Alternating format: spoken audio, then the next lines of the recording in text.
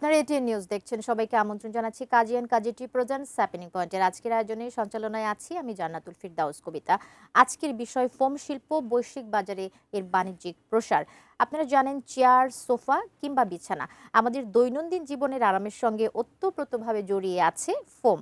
বাংলাদেশে ফোম শিল্পের বাণিজ্যিক প্রসার ঘটেছে দ্রুত এবং ব্যাপকভাবে, কিন্তু একই সঙ্গে সাধারণ মানুষের মনে নানা রকমের প্রশ্ন তৈরি হচ্ছে, এই ফোমে ঘুমালে কি সত্যি স্বাস্থ্য ঝুঁকি রয়েছে কিনা, দেশে উৎপাদিত ফোম কতটা মানসম্মত এবং এই শিল্প কি শুধু অভ্যন্তরীণ চাহিদা মেটাচ্ছে নাকি রপ্তানির মাধ্যমে দেশের অর্থনীতিতে অবদান রাখছে। আজকের আলোচনায় আমরা চেষ্টা করব ফোম শিল্পের বর্তমান অবস্থা, স্বাস্থ্যগত ধারণা এবং বাস্তবতা, ব্যবসায়িক উন্নয়নের সুযোগ এবং জাতীয় অর্থনীতিতে এর সম্ভাব্য ভূমিকা নিয়ে আলোচনা করতে আমাদের সঙ্গে অতিথি হিসেবে আছেন কবিরউদ্দিন খান, চেয়ারম্যান ও ব্যবস্থাপনা পরিচালক, সোয়ান গ্রুপ। আপনাকে আমন্ত্রণ জানাচ্ছি আমাদের আজকের হ্যাপেনিং পয়েন্টের আয়োজনে। কেমন আছেন? ধন্যবাদ, ভালো আছি। আচ্ছা, বাংলাদেশে ফোম শিল্পের যে বর্তমান বাজার, এটা কতটা বিস্তৃত বলে আপনি মনে করেন এবং এই শিল্পে দেশীয় বিনিয়োগ ও উদ্যোক্তার সংখ্যা কিভাবে বাড়ছে? উদ্যোক্তার তুমি বলেছো দেশীয় বিনিয়োগ অত উল্লেখযোগ্য নয়। If I compared with other disciplines or other projects, এটা একটা ক্ষুদ্র বা মিড লেভেলের এন্টারপ্রেনারশিপ বলা যেতে পারে।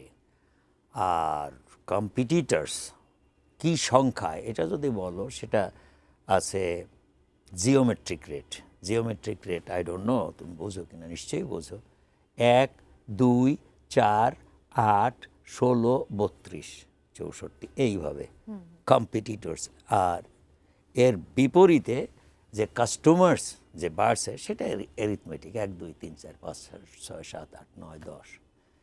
সো উদ্যোক্তার সংখ্যা অনেকই বাড়ছে, যেহেতু বললাম ক্ষুদ্র বা মিড লেভেলের ব্যবসা। এটা যে কেউ 3-4টা ড্রাম কেমিক্যাল আর একটা ডাইল ঘুটনি মেশিন কিনলেই ফোম বানানো সম্ভব। সাথে একটা কেক, পাউরুটি বানানো একটা বাক্স বানাইলে সম্ভব। উত্তর পেয়েছো? আচ্ছা আচ্ছা, কাঁচামাল এবং প্রযুক্তির ক্ষেত্রে আমরা আসলে কতটা আমদানি নির্ভর? এইটা যদি ফোমের কথা বলো, বাই আমি কিন্তু শুধু ফোম নয়, আমি আরও বেশ কিছু করি। এটা একটু বলি তারপরে। অবশ্যই। আমি ফোম কিন্তু I am not the introducer, আমি কিন্তু এটা প্রথম নই। আমি ফোমে মনে হয় third player, but I make foam as a popular item, অর্থাৎ জনপ্রিয় একটা পণ্য হিসাবে আমি প্রতিষ্ঠা করেছি due to advertisement through you and others. Okay, তো যেটা বলার জন্যে আমি ফোমের পরে ম্যাট্রেস করি। এটার একটু গল্প আছে, তোমার সময় কতটুকু আছে দ্যাট আই ডোন্ট নো। আমরা চেষ্টা করব শোনার। তারপরে ম্যাট্রেস করেছি, which I was the introducer. তারপরে করি অ্যাডহেসিভস, কয়েক রকম অ্যাডহেসিভস, মেইনলি ওটা ইন্ডাস্ট্রিয়াল পণ্য, যার জন্যে অ্যাডটা কম। তারপরে আছে হোম টেক্স, কাঁথা, বালিশ, কমফোর্টার ইত্যাদি ইত্যাদি, এগুলো আমি করি। মশারি ইজ কামিং সুন। আর করি end of the day properties, swan properties লিমিটেডের অ্যাপার্টমেন্ট বানায় এবং বিক্রি করে। তুমি প্রথম প্রশ্নটা বলেছিলে আমদানি নির্ভর কিনা, তাই তো? If I can memorise, foam বানানোর জন্যে সবাই আমদানি নির্ভর, দেশীয় কোনো কাঁচামাল হয় না, বিকজ এটা অল পেট্রো বেসড কেমিক্যালস। ওটা দিয়ে ধরো বেসিক আছে দুইটা দিয়ে কিছু এক্সিলারেটর, কিছু ক্যাটালাইজার দিয়ে ঘোটা দেওয়া, স্টিয়ারিং করার পরে ঢেলে দিলেই ফোম হয়ে যায় অটো। সো এটা সবই আমদানি নির্ভর। প্লিজ, লম্বা উত্তর হয়ে গেল। আন্তর্জাতিক বাজারে বাংলাদেশি ফোম বা ফোমজাত পণ্যের চাহিদাটা আসলে কেমন? আন্তর্জাতিক বাজারে I am one of the big players, but এরকম আন্তর্জাতিক বাজারে আমাদের ফোম যে খুব একটা যায় আমি জানি না। এবং প্রতিটা দেশেরই এগুলো আছে, এটা তো ছোট্ট একটা শিল্প আমার কাছে মনে হয় আছে। খুব একটা আন্তর্জাতিক বাজারে আমাদের ভূমিকা খুবই নগণ্য, নাই বললেই চলে। হ্যাঁ, অফকোর্স, আমরা ইনডাইরেক্ট এক্সপোর্ট করতে পারি। যেমন জুতা, জ্যাকেটের ভিতরে মেয়েদের ব্রা ইত্যাদি ইত্যাদি বেশ কয়েকটা, এভেন সুটকেস যেটা আমরা বলি, এটা কি শিল্প বলবো, সুটকেস ব্যাগস, এর ভিতরে কিছু ফোম লাগে, বাট জুতায় লাগে, কেটসে তো পুরোই লাগে। এই আচ্ছা, ম্যানুফ্যাকচারিং খাতে এই শিল্পের অবদান জিডিপিতে কতটা গুরুত্বপূর্ণ বলে আপনি মনে করেন? এটা আছে, ইটস গুড, ভালো লোক সংখ্যা আমাদের কাজে লাগে, তো সেই হিসাবে আমি পার্সেন্টেজ বলতে পারবো না, তবে উল্লেখযোগ্য একটা জায়গা দখল করে আছে। এখন তো এন্টারপ্রেনার, ধরো ফোম ফ্যাক্টরি আছে, if I am not wrong, maybe 5 থেকে 700 তো আছেই ফ্যাক্টরিজ।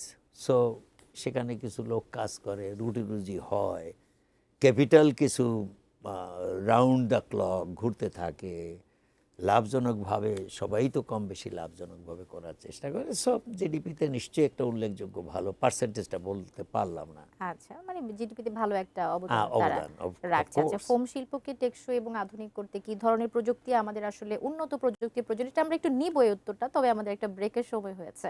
ওকে, দর্শক, আমাদের সঙ্গে অতিথি আছেন, আমরা একটা বিরতির পরে সেই প্রশ্নের উত্তরটা তার কাছ থেকে নিতে চাই, আমাদের সঙ্গেই থাকুন।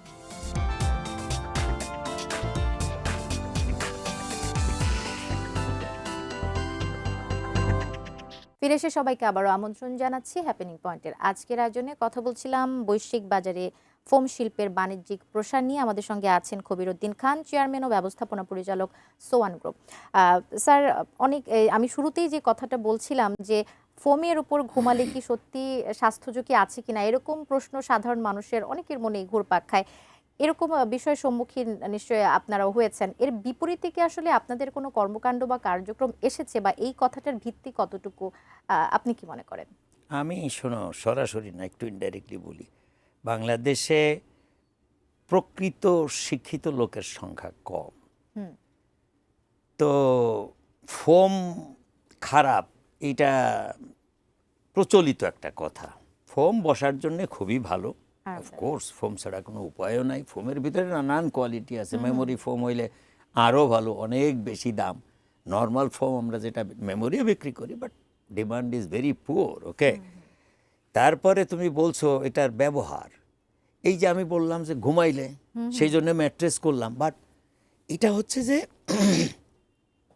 ফোমে ঘুমানো আসলে সঠিক নয়, ঘুমাইতে হবে ম্যাট্রেসের উপরে। এবং সেক্ষেত্রেও যদি আমি বলি, তোমার স্প্রিং ম্যাট্রেস হচ্ছে ইন্টারন্যাশনালি অ্যাকসেপ্টেড, কিন্তু আমাদের দেশে, পুয়োর দেশ আমাদের, এখানে নানান ধরনের রিবন্ডেড ফোম ইত্যাদি ইত্যাদি অনেক কিছুই আমরা তৈরি করি।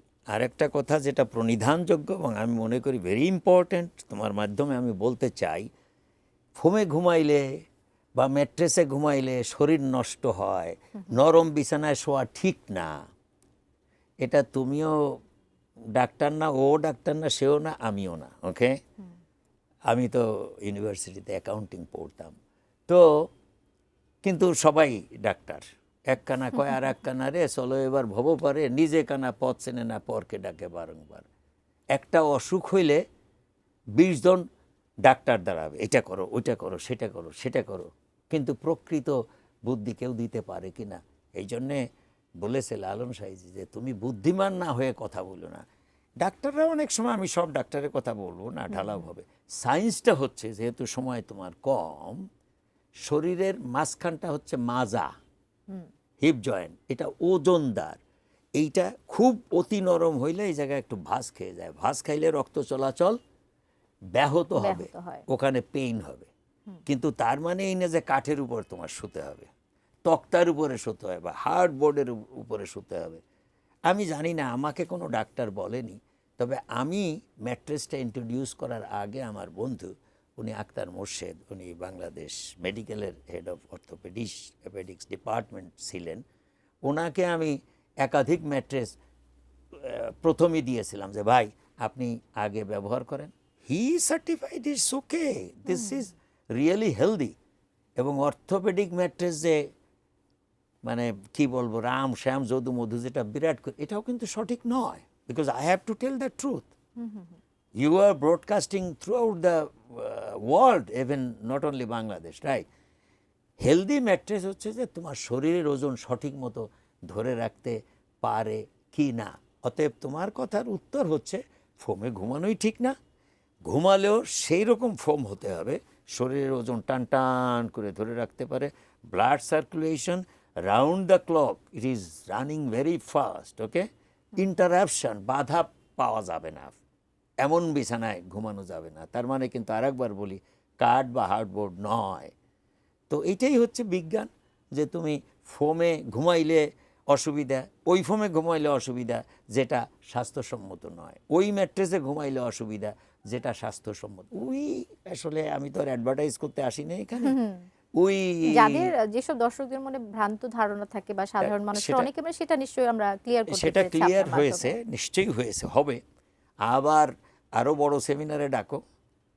আর রিগার্ডিং মাই কোম্পানি আমার একটু বলতেই হবে, নিজের চাটাম বলি বা নিজের ঢোল পিটানো, সেটা না, হচ্ছে না, যে আমি সেরকম। কোনো সময় সোয়ান কোনো সময় কোয়ালিটি কম্প্রোমাইজ করে না। You will be happy to know, আমার ছোট্ট কোম্পানি সোয়ান প্রপার্টিজ লিমিটেড, আমি 1 নাম্বার মাল ছাড়া কোনো 2 নাম্বার মাল ব্যবহার করি না। বিএসআরএম এর রড ব্যবহার করি, A to Z, whole Simba super kit, cement ব্যবহার করি, মেশিন মেড ইট ব্যবহার করি, বোল্ডার দিয়ে আমি ঢালাই করি।